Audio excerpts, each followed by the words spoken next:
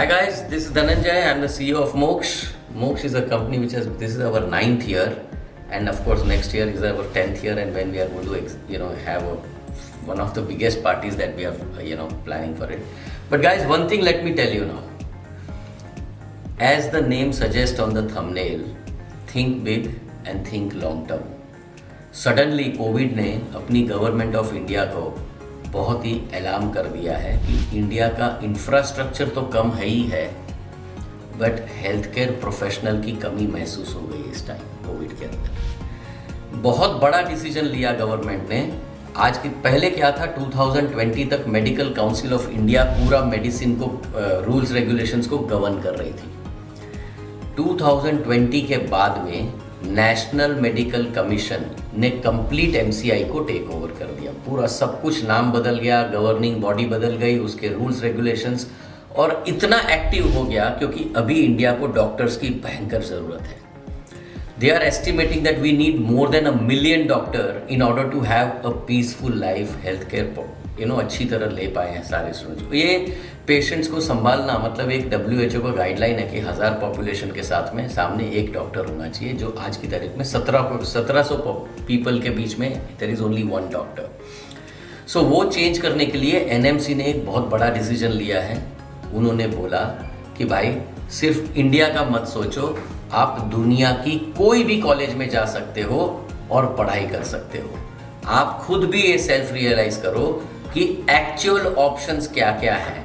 अब 16 लाख लोग जब इंडियन की नीट की UG की एग्ज़ाम देंगे, 70-80 सीट्स हैं, उसमें से 40,000 सीट आपके बजट के बाहर हैं, बाकी की 40,000 की रिजर्व्ड है 50%। उस सिचुएशन में बहुत मारामारी होती है सीट की। 5% 4% सीट वालों को मतलब स्टूडेंट्स को सक्सेसफुल MBBS करने मिलता है। बाकी के लोग सोचते थे कि फॉरेन जाना पड़ेगा या कॉम्बो मेडिकल प्रोग्राम करना पड़ेगा या फिर रिपीट करना पड़ेगा, यही सारे ऑप्शंस रहते थे। अब आपका सारा प्रॉब्लम दूर कर दिया। 2 नए रेगुलेशंस डाले हैं। You will be very happy to know this. Now there is no MCI approved list of college available. इसका मतलब है आपकी मन मर्जी करे वहां पे आप पढ़ाई करने चले जाओ। फाइनली आप आओ इंडिया में, nobody will stop you from appearing for a new examination which is called National Exit Test, next बोलते हैं जिसको। अब ये जो next है वो ऐसा नहीं है कि सिर्फ फॉरेन वाले को देना है, वो ऐसा भी है कि इंडिया में MBBS करोगे उनको भी वही एग्जाम देना है। इसका मतलब क्या हो गया कि there is no difference between doing MBBS in India and abroad except for the price. The cost of doing MBBS in India in a private college will shoot up to 50, 60, 70. Deemed university will go up to 1 crore. आप government universities abroad में जो है जिसको 100 साल का teaching का experience है, ऐसी कोई भी यूनिवर्सिटी में ज्वाइन हो जाओ और आपका खर्चा 15, 20, 25 लाख में ख़त्म। वो भी पैसा आपको 5-6 साल में देना है। सो अब every aspirant can actually become a doctor. There is nothing which can stop you from becoming a doctor. और वहाँ पे रिक्वायरमेंट क्या है, आप नीट क्वालिफाइड होने चाहिए। लास्ट ईयर का नीट क्वालिफाइड है तो भी चलेगा, 2019 का है वो भी चलेगा, और 2021 का है वो भी चलेगा। 3 साल नीट वैलिडिटी है अपनी।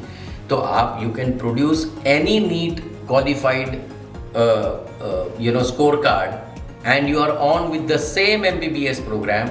अब कोई नहीं रोक सकता आपको। अब जो मन के डर हैं, मोक्ष के वेबिनार के ऊपर ज्वाइन कर लो। मैं खुद 1 से 1.5 घंटे तक आपके साथ में समझाऊंगा कि फ़र्क क्या है, डिफरेंस क्या आएगा लाइफ में, कॉस्ट में, अपॉर्चुनिटी में, आगे का पोस्ट ग्रेजुएशन तक का प्रोग्राम कैसे कर पाओगे, करियर का प्लान कैसे कर पाओगे। अभी आप पॉजिटिव मूड में आके ये सोच के रखो कि डॉक्टर तो मैं बनूंगा ही बनूंगा, पर फ़र्क क्या है, सवाल यही रहेगा, इंडिया की गवर्नमेंट में से बनूंगा, प्राइवेट में से बनूंगा, डीम्ड में से बनूंगा, फॉरेन से बनूंगा या combo of. That's it. These are the only options which you have, but they are sufficient enough to make every doctor, every student a doctor. Thank you guys.